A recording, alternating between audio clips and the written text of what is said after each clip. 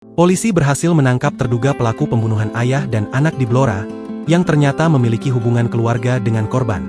Kasus ini melibatkan Muslikin, 45, dan putrinya, S, 9, yang tewas setelah meminum air yang dicampur racun gulma.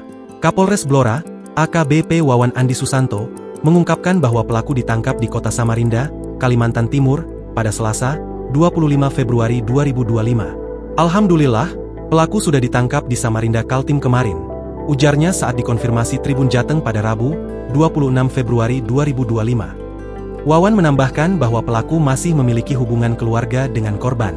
Saat ini, polisi sedang dalam perjalanan membawa tersangka dari Samarinda ke Blora.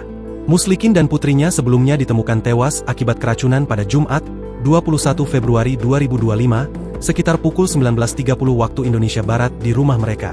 Kapolsek Ngawen, AKP Lilik Eko Sukaryono, menjelaskan bahwa kejadian bermula saat S berteriak meminta tolong di tepi jalan. Istri Muslikin, Mas Pupah, juga meminta pertolongan. Warga sekitar segera datang dan menemukan Muslikin tergeletak di teras rumah dalam kondisi mulut berbusa dan tidak sadar. Warga berusaha memberikan pertolongan dengan minyak gosok, tetapi korban tidak merespons, ungkap AKP Lilik. Sekitar 20 menit kemudian, S tiba-tiba lemas dan tak berdaya. Mas Pupah panik dan meminta warga mengambil air dari botol mineral yang ada di meja untuk diberikan kepada putrinya.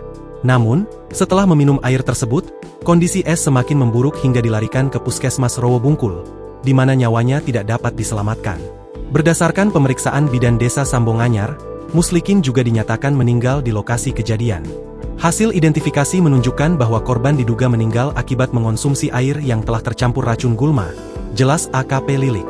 Dari pemeriksaan luar terhadap kedua korban, ditemukan bahwa nadi sudah berhenti, pupil mata tidak merespons, dan tidak ada tanda-tanda kekerasan, namun terdapat busa keluar dari mulut. Download Tribun X sekarang, menghadirkan lokal menjadi Indonesia.